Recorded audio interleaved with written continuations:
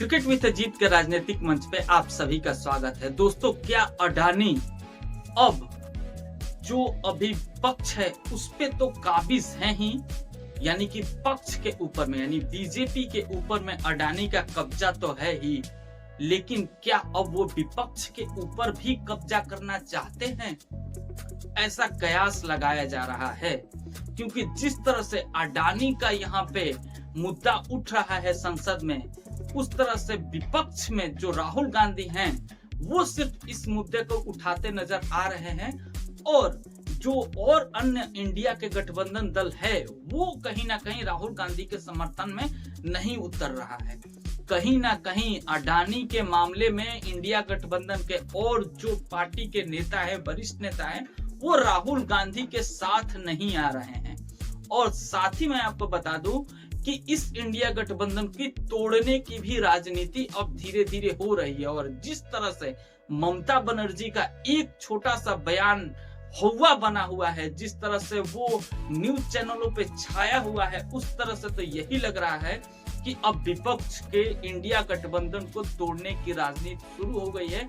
और इसमें एक बड़ा हाथ अडानी का आ सकता है, क्योंकि जिस तरह से अमेरिका में अडानी को गिरफ्तार करने का नोटिस जारी हुआ है, और फिर उस नोटिस को लेकर के यहाँ पे जिस तरह से राहुल गांधी संसद में अडानी का मुद्दा उठा रहे हैं, और इस मुद्दे पे पक्ष की तरफ से कोई भी बातें नहीं आ रही है, यहाँ तक कि राहुल गांधी के इस मुद्दे को हटा करके कोई और मुद्दा डाइवर्ट किया जा रहा है, जैसे कि संभल का मुद्दा आ रहा है।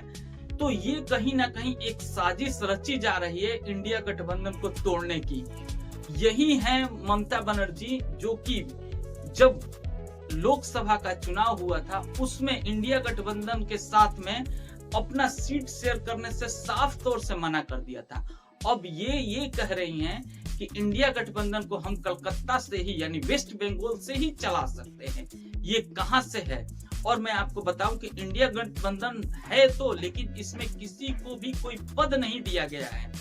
तो ये कौन सी पद लेने की बात कर रही है, ये भी समझ में नहीं आ रहा है। साथ ही जब राहुल गांधी संसद में जब मुद्दा उठा रहे हैं अडानी का, तो और भी कोई भी उनके साथी जो इंडिया गठबंधन के हैं वो उनके साथ नहीं आ रहे हैं। ना ही शरद पवार आ रहे हैं, ना ही ममता बनर्जी आ रही हैं, और ना ही लालू यादव की पार्टी आ रही है, और ना ही अखिलेश की पार्टी आ रही है। और इसी के वजह से संसद में सिर्फ राहुल गांधी और खड़गे, और साथ में राहुल गांधी की जो अभी नई सांसद बनी है उनकी बहन प्रियंका गांधी, इनके अलावा इस अडानी के मुद्दे पे कोई बोलने के लिए तैयार नहीं है।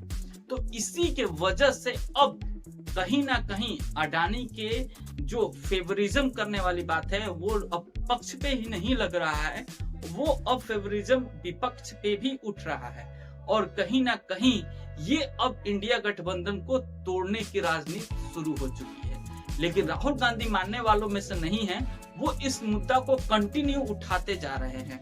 कई नेता, उनके ही पक्ष के नेता कई ये बोल चुके हैं कि हम संसद भवन में कहीं ना कहीं हम इस मुद्दे को ना उठा करके संभल का मुद्दा उठाएंगे, जबकि वो मुद्दा उतना बड़ा नहीं है जितना मुद्दा बड़ा ये है।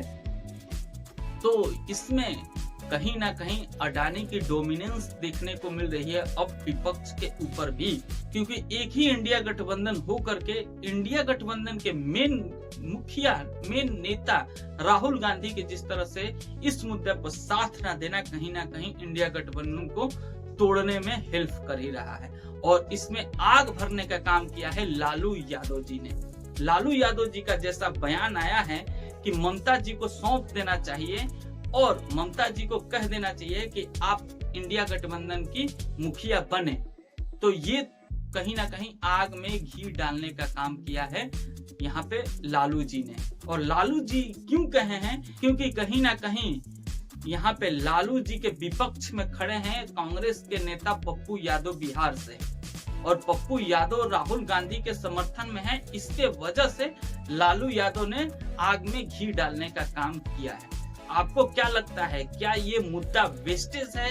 क्या ये संसद को भटकाने का मुद्दा है, या फिर कहीं ना कहीं राहुल गांधी एक अपने जबरदस्त मुद्दे पे टिके हुए हैं और इंडिया गठबंधन को साथ देना चाहिए राहुल गांधी को एकत्रित होकर के? आप लोग कमेंट्स करके जरूर बताइएगा। मिलेगा हम आपसे नेक्स्ट वीडियो में। जय हिंद।